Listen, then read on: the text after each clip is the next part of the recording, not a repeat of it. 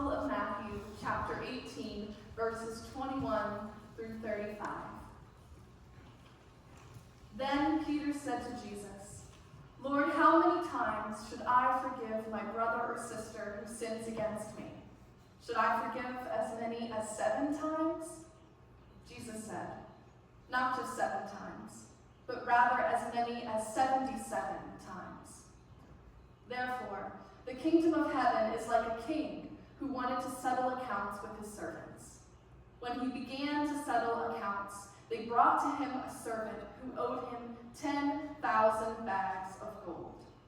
Because the servant didn't have enough to pay it back, the master ordered that he should be sold, along with his wife and children and everything he had, and that the proceeds should be used as payment. But the servant fell down, knelt before him, and said, 'Please be patient with me, and I'll pay you back.' The master had compassion on that servant, released him, and forgave the loan. When that servant went out, he found one of his fellow servants who owed him 100 coins. He grabbed him around the throat and said, 'Pay me back what you owe me.' Then his fellow servant fell down and begged him, 'Be patient with me, and I'll pay you back.' But he refused. Instead, he threw him into prison until he paid back the debt. When his fellow servants saw what had happened, they were deeply offended. They came and told their master all that happened.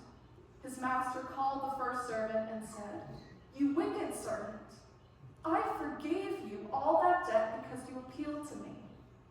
Shouldn't you also have mercy on your fellow servant, just as I have mercy on you?' His master was furious and handed him over to the guard responsible for punishing prisoners until he had paid the whole debt. My heavenly Father will also do the same to you if you don't forgive your brother or sister from your heart." The word of God for the people of God. Thanks be to God. There's a streaming service called Netflix that has a show called The Crown. Maybe some of you have heard of this show or have watched it. The Crown is all about Queen Elizabeth II and her reign in the British monarchy. The Crown focuses on the Queen and shows a lot of her personal and royal struggles as she leads her country. And one of the personal challenges that we see in The Crown has to do with the Queen's struggle to forgive her uncle, the Duke of Windsor. There are several things that her uncle did that caused the Queen not wanting to forgive him. For example, the Duke of Windsor abandoned the throne, which forced the Queen's dad to take over the throne, and that caused him to have a lot of stress, and it was a big burden, which possibly contributed to the early death of the Queen's dad. In addition to this, there were secret documents that came out showing that the Duke of Windsor had ties to Nazi Germany during World War II. The Queen's uncle was even promising Hitler that if Germany won the war, he would overthrow the throne and come back into England. Some heavy sins that the Queen had to deal with, and the Queen didn't know how to forgive her uncle. But she was a Christian and knew that forgiveness was important. But she wasn't sure whether it was possible for a good Christian to withhold forgiveness in some extreme circumstances. And so we see in the series, The Crown, that the Queen invites her friend, a pastor, evangelist, Reverend Billy Graham, to come and talk to her about forgiveness. And she asks Billy Graham, "Is it possible to be a good Christian and withhold forgiveness?" Billy Graham responds, "God himself forgives us all. Who are we to reject the example of God?" Jesus has a lot to say about forgiveness, especially in the Gospel of Matthew. And in the parable that was read this morning, we see this story that Jesus shares about forgiveness.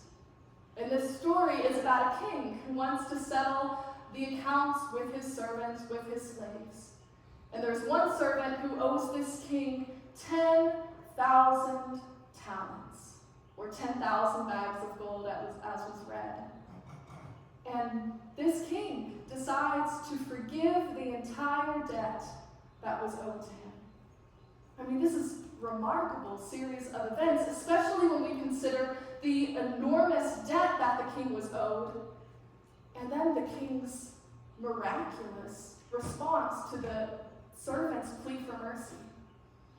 You see, the debt was 10,000 talents, which would be equivalent today to billions of dollars. There's one scholar who writes that it would have taken this servant 193,000 years to pay this debt if the servant worked every day.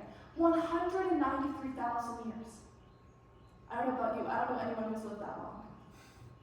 Right? That's an enormous amount of debt that could never be repaid. Billions and billions of dollars. And yet the response of the king when this servant asked for mercy is not just to give time for the servant to pay the loan, but it's to cancel the loan entirely, to cancel the debt, to forgive. And the reason that this king forgives is shown in verse 27 of this passage. The king sees the servant's debt, sees the servant's state, and has compassion on the slave. Has deep compassion, is moved. The heart of the king falls into his stomach. His core aches with pity, it aches with love, because he sees this slave who is hopeless and who can never pay back the debt on his own. This feeling of deep compassion also occurs in another story of Jesus told in the Gospel of Luke, the parable of the lost sons. Some of you might be familiar with it. It's a story where a father has two sons, an older son and a younger son.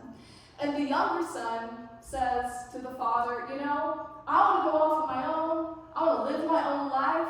I want my share of the inheritance, Dad, and I want it now so that I can go and have a good time without you. And so the younger son takes his portion of the father's inheritance before the father dies and goes off and squanders it on wild living until he spends it all. And then he finds himself with the pigs because he has nothing else. And the younger son says, you know what, I'd be better off working for my dad than being here with the pigs. So the younger son humbly starts going back home. And the father sees the younger son on the long way off before he gets back home. And we see in Luke 15:20, it says, while he, the son, was still a long way off, his father saw him and was filled with compassion for him. The father ran to his son, threw his arms around him, and kissed him. The story goes off to show that the father threw this wild, big party because the son had been found. The son had come back home. The father had deep compassion for his son. We might say that makes sense for a father to have compassion for the son, but that's the same exact feeling, the same compassion that this king has for his slave in this story. That this powerful king looks on the slave who owes him billions of dollars, and he doesn't respond with anger. The king isn't selfishly thinking, I'm never getting my money back. The king is moved to compassion because the king knows that the slave isn't able to crawl his way out of his own debt. The king's heart is moved because the slave is in a hopeless state on his own. We are like that slave. You and I, we are like that servant, hopeless on our own. We have a debt unimaginable, large, enormous, that we can never repay to our King, our God, our Master, because we've sinned. You and I, we've chosen the wrong thing over and over again when we knew what was right. We've disobeyed God over and over again. We've failed, and we've sinned, and we've incurred this enormous debt. But unfortunately, I don't think we often realize how big of a debt we have, how much we've sinned, how much we failed God. People magazine conducted a survey in the 1980s to gather some data about people's thoughts about sin, the severity of sin, and how much people thought they sinned. And in this survey, people ranked so many sins far down on the list of severity. They said that swearing and illegal videotaping wasn't that big of a deal. And they didn't even mention corporate sin in this survey. They only talked about individual sin, not sins from a larger body.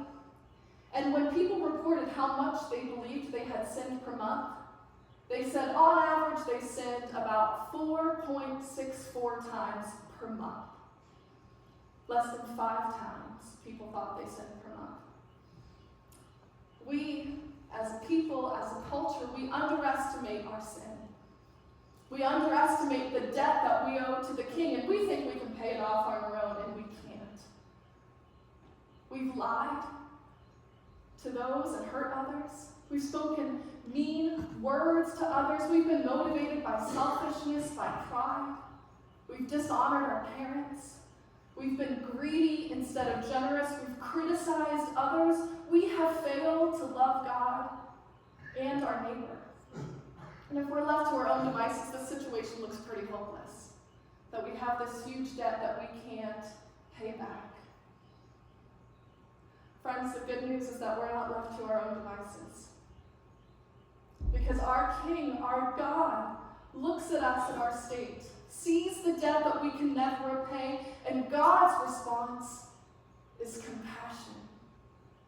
God's heart is moved because of his deep, deep love for us. And so God intervenes. His compassion, his love for us causes him to intervene so that we can be forgiven. God the Father sent God the Son, Jesus Christ, into our world.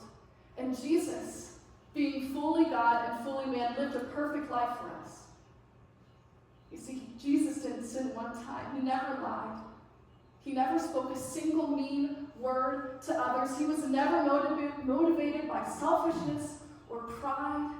He never dishonored his parents. He never acted with greed. He was never overly critical of others. Jesus perfectly loved God and neighbor.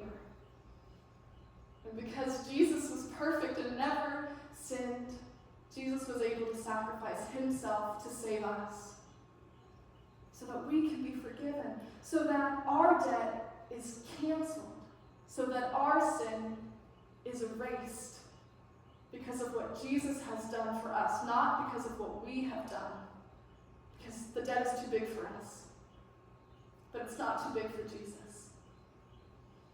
And the life, death, and resurrection of Jesus shows how far God is willing to go to forgive us. And God's forgiveness for us comes out of that deep compassion.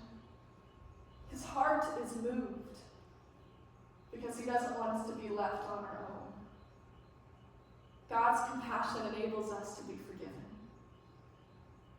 So how do we respond? What do we do with this incredible gift of love, with this incredible gift of forgiveness, with this incredible gift of compassion? How do we respond?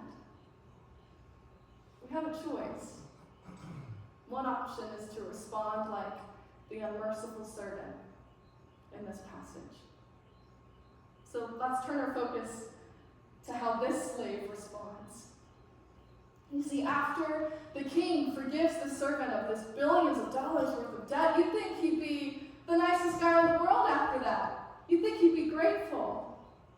And so he comes across his fellow servant who owes him a much smaller debt.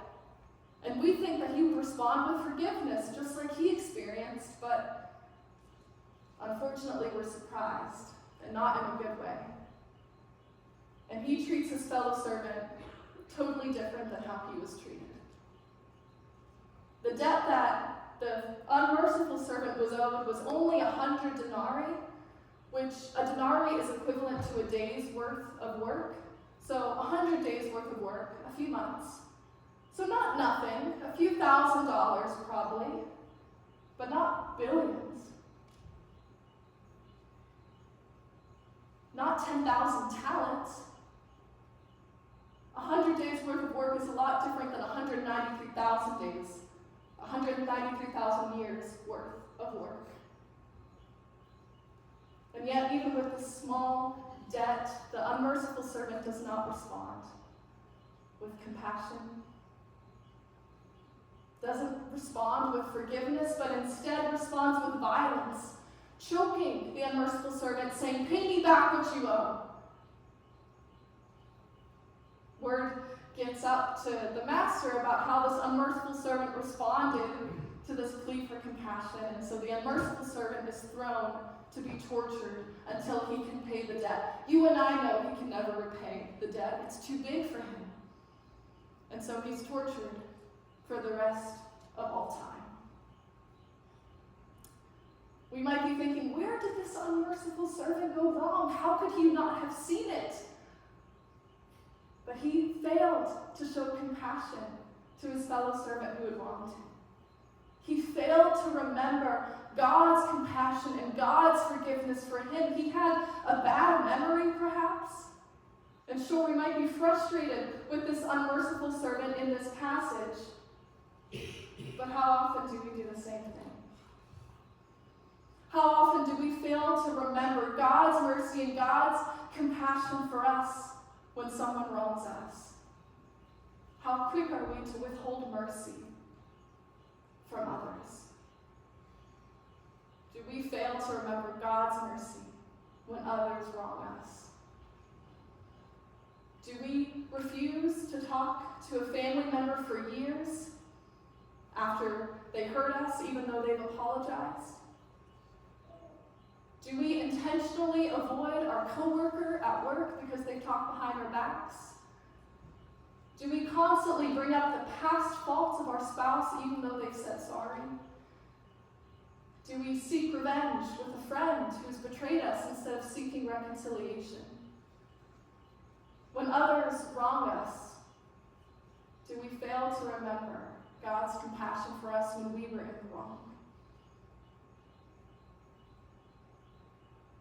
Remember, we are like the servant here. How are we going to respond to the forgiveness and compassion and love of God? Because we have a choice. We can respond like the unmerciful servant, or we can extend the compassion-filled forgiveness that we've received from God to others. And that's the option that Jesus calls us to. Jesus shares this whole story about this king and his servants because Peter, a follower of Jesus, asked him a question. And Peter asked, "Jesus, how many times should I forgive someone when they sin against me? 7 times?"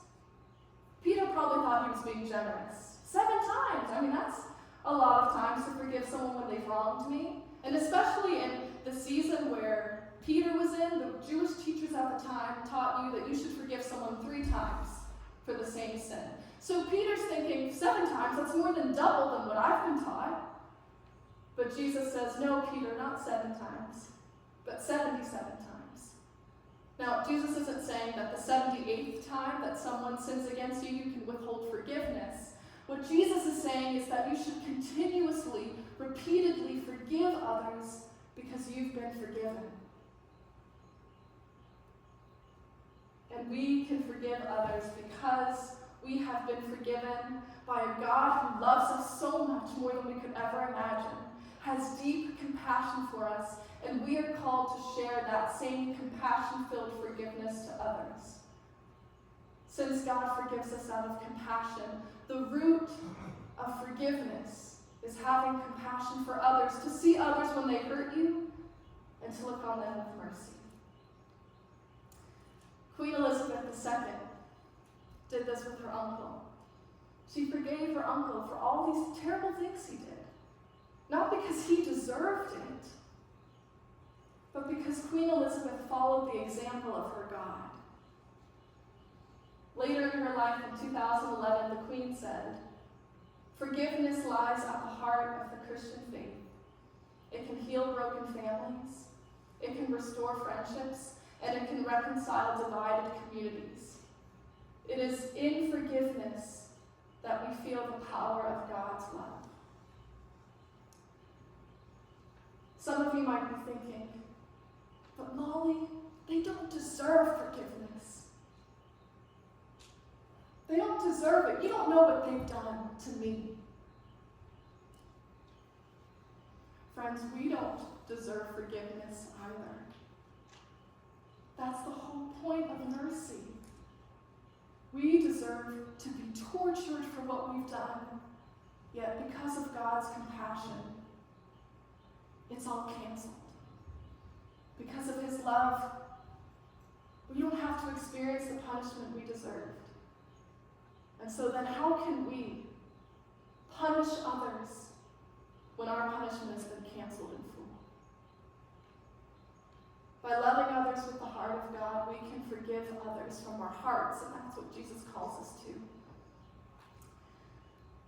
This morning, God invites us to his table, where we can reflect on the power of forgiveness.